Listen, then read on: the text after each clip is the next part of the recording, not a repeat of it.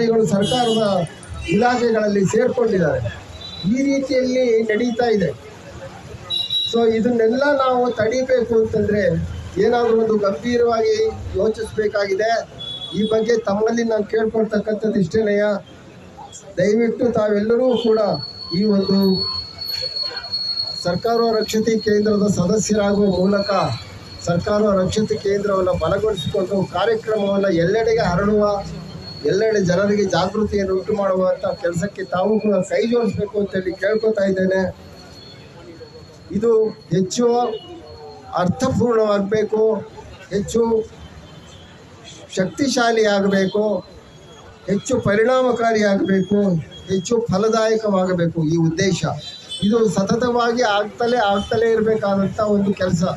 ಇದಾಗಬೇಕಾದ್ರೆ ಪ್ರತಿಯೊಬ್ಬರು ಕೂಡ ತಮ್ಮ ಒಂದು ಬುದ್ಧಿವಂತಿಕೆ, ಚಾಣಾಕ್ಷತನ, ವಿದ್ಯೆ ಎಲ್ಲವನ್ನ ಇದರ ಮೇಲೆ ಸುರಿದು ಇದನ್ನು ನಾವು ಏನು ಒಂದು ಉದ್ದೇಶವನ್ನು ಇಟ್ಕೊಂಡು ಮಾಡ್ತಾ ಇದ್ದೇವೆ ಅದಕ್ಕೆ ಸಹಕರಿಸಬೇಕು ಅಂತೇಳಿ ನಾನು ಕೇಳ್ಕೊತಾ ಇದ್ದೇನೆ.